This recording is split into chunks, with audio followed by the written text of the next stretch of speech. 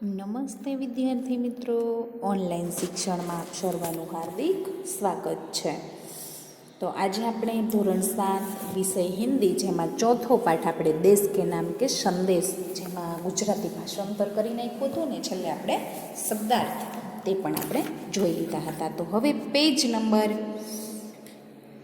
24 ઉપર બધા જ વિદ્યાર્થી મિત્રો પોતાની પાઠ્યપુસ્તક ખોલે અને પેજ નંબર 24 ખોલે, જેમાં આપણને અભ્યાસ આપ્યો છે તેના વિશે આપણે ચર્ચા કરીએ. તો સૌપ્રથમ પહેલો પ્રશ્ન આપણને આપેલો છે કે પ્રશ્ન કે મૌખિક ઉત્તર દીજીએ. જો તમારે મોઢે ઉત્તર આપવાના છે. તો પહેલો પ્રશ્ન આપણને પૂછ્યો છે કે યહ પત્ર કિસકો લિખા. પહેલો પ્રશ્ન છે કે યહ પત્ર કિસને કિસકો લિખા है. તો તેનો જવાબ છે કે યહ પત્ર किरण ने अपने मित्र हर्ष को लिखा है.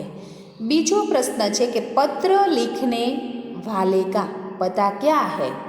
तो तेनो जवाब है कि पत्र लिखने वाले का पता मातृछाया, ऊंची शेरी, गांव मेसपुरा, तहसील भाभर અને જિલ્લા બનાસકાંઠા है.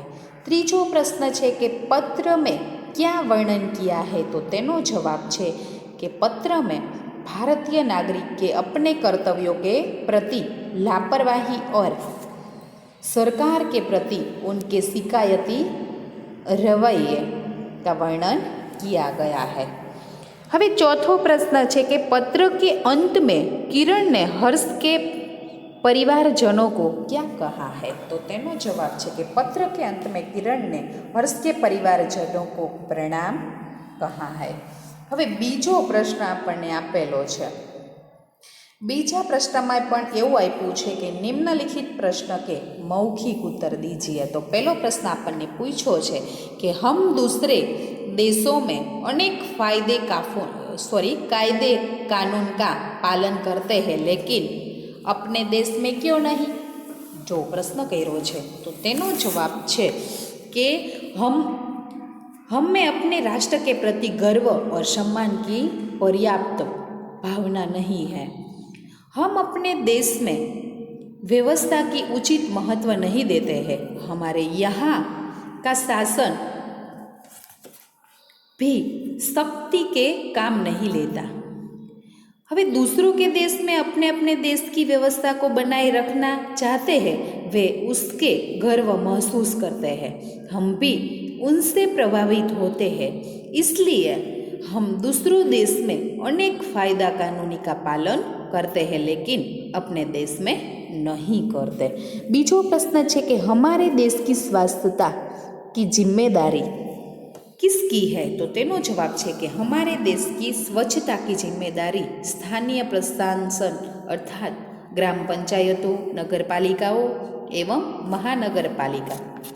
महानगरपालिकाओं की है. तीजो प्रश्न है कि हमारे देश के विकास में कौन कौन सी समस्या बाधक है. तो तेनो जवाब है कि हमारे देशवासी अपने यहाँ के कायदे कानून का चुस्ती से पालन करते हैं. लोग हर खराबी के लिए सरकार को दोष देते हैं. वे अपने राष्ट्रीय कर्तव्य निभाने में रुचि नहीं लेते. अधिकारी लोग भ्रष्टाचार करने में नहीं हिचकते. यह सारी समस्याओं हमारे देश में विकास में बाधक है. चौथो प्रश्न है कि देश के प्रति हमारा क्या फर्ज है. तुम्हारी कई फरज आवे छे. तो तेनो जवाब है कि देश के प्रति हमारे फर्ज है कि हम अपने यहाँ के कायदे कानून का पालन करें और देश की व्यवस्था हम ऐसे बनाए जिस पर हमें गर्व है कि हम सरकार और स्थानीय प्रशासन को उनके कार्य में सहयोग दें. हम ऐसा कोई भी कार्य न करें कि जिससे देश की प्रतिष्ठा पर आ जाए. यह हमारा फर्ज है, यह हमारा कर्तव्य है. હવે ત્રીજો પ્રશ્ન આપેલો છે કે શબ્દ को उचित क्रम में रखकर अर्थपूर्ण वाक्य बनाइए. जो તેનું વાક્ય બનાવવાનું છે કે મેં સફાઈ खुदाए है. तो તેનું વાક્ય શું બનશે કે સફાઈ મેં ખુદાઈ હે. જો આડાવડા શબ્દ આપેલા છે જેને આપણે લાઈનમાં ગોઠવવાના છે, બરાબર છે, ક્રમમાં ગોઠવવાના છે. તો કે સફાઈ મેં ખુદાઈ હે. બીજું આપેલું છે કે મેરા મહાન ભારત તો કે મેરા ભારત મહાન. બરાબર. ત્રીજું આપેલું છે કે લેના ઓર દહેજ પાપ દેના હે, તો તેનો જવાબ આવશે કે દહેજ લેના ઓર દેના પાપ है. चौथुं છે કે आदर्श भारत को आओ बनाइए मिलकर राष्ट्र, तो कि आओ मिलकर भारत को आदर्श राष्ट्र बनाइए. હવે ચોથો પ્રશ્ન આપણને આપેલો છે કે ऐसे व्यवहार की चर्चा कीजिए जिससे हम देश में अव्यवस्था खड़ी करते हैं एवं देश के विकास में बाधा डालते हैं. तेना विषे આપણે લખવાનું છે. તો એનો જવાબ આવશે કે हमारे देश में कभी कभी सांप्रदायिक दंगे भड़क उठते हैं कि इसी तरह कभी कभी भाषावाद भी हिंसक बन जाती है. ऐसा मौक़ों पर कट्टरवादी लोग लूट तोड़फोड़ करते हैं, सरकारी संपत्ति की बहुत हानि होती है. ऐसा वर्ताव देश में अव्यवस्था खड़ी करता है. अशांति के कारण देश में विकास में बाधा पड़ती है. કે વિકટ પરિસ્થિતિ ક્યારે થાય છે તો એની અહીંયા વાત કરવામાં આવી છે. હવે પાંચમો જોઈએ તો કે દહેજ એવं दूषण इस विषय पर कारण सहित अपना मत दीजिए. જો તમને શું કીધું છે એના પ્રમાણે એનો મત શું છે.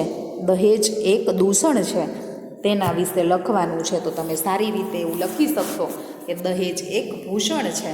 તો इस विषय पर कि दहेज की प्रथा समाज के लिए अभिशाप बन गई है. दहेज के कारण योग्य शिक्षित कन्याओं का उचित समय पर विवाह नहीं हो पाता. यदि जो विवाह हो भी जाता है तो दहेज न लाने अथवा कम लाने के कारण नई बधू को ताने और व्यंग्य सुनने पड़ते हैं. એટલે કે એના શું એને सांपड़वू पड़े छे. इतना ही नहीं, उसके शारीरिक और मानसिक यातना भी दी जाती है. जो वो कुछ दहेज लोभी को बधू को आत्महत्या के लिए मजदूर कर देते हैं. जो आत्महत्या तरफ दहेज जो न लावे एना माटे एने सांभळवू पड़े छे तो छेक आत्महत्या सुधी पण पहोंची जाय छे. या जला भी देते हैं. जिस दहेज के कारण ऐसे दर्दनाक और शर्मनाक कांड होते हो वह सचमुच समाज का दूषण है. उसका कभी समर्थन नहीं किया जा सकता. जो दहेज एक दूषण है एना माटे घणुं बधुं दुख सहन करे छे स्त्री, एनी वात अहीं करवामां आवी छे. कि दहेज लईने न जाय तो सामेवाळा लोको एने मेणा टोळा मारे सरगावी दे छे, जो आत्महत्या करावी दे छे. जे सांभळीने एना विशेनी अहीं वात करवामां आवी छे. હવે છઠ્ઠો પ્રશ્ન આપેલો છે કે हम स्वयं कैसे अपने कर्तव्य का पालन करके आदर्श नागरिक बन सकते हैं एवं भारत को आदर्श राष्ट्र बनाने में योगदान दे सकते हैं. इस विषय पर दिए गए प्रारूप के आधार पर अपने मित्र को पत्र लिखकर अपने विचार बताइए. तेनो विचार तमारे बतावવાનો છે. જુઓ નીચે સરસ મજાનો તમને જગ્યાએ આપેલી છે. પેજ નંબર 24 અને 25 ઉપર જોજો આપેલી છે ને, જેમાં શું તમારે લખવાનું છે તમને આપી દીધેલું છે. જો સૌ પ્રથમ એનું अपना पता लखवाना है, पछी दिनांक एटले के तारीख लखवानी है, पछी कोने संबोधीने लखो छो ए लखवानुं छे, पछी एनुं अभिवादन शुं करवानुं छे ए लखवानुं छे, पछी पत्र का विषय वस्तु लखवानुं छे अने पछी अन्य समाचार तमारे कोई आपवाना छे ते लखवानुं छे अने छेल्ले समाप्ति पण लखवानुं छे। तो सौ प्रथम जोईए तो आपणे पत्र लखवानी शरूआत करीए तो पहला सौ प्रथम अपना पता तमे क्यां रहो छो ए सरनामું લખવાનું છે। કયા દિવસે જો દિનાંક એટલે કઈ તારીખ લખશો કે તમે જે તારીખે પત્ર લખો છો એ તમારે લખવાની રહેશે, બરાબર, દિનાંકમાં।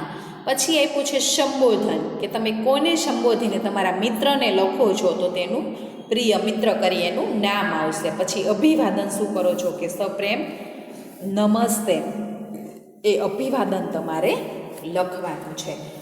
હવે પત્ર लिखने का कारण आप्યું છે તમને, કયું કારણ લખશો તેમાં તમે લખી શકો कि तुम्हारा पत्र मिला, तुमने आदर्श देश प्रेमी नागरिक के बारे में जानने की इच्छा प्रकट की है, इस बारे में मैं इस पत्र में अपना विचार प्रकट कर रहा हूँ। એવું પત્ર लिखने के कारण में લખવાનું છે।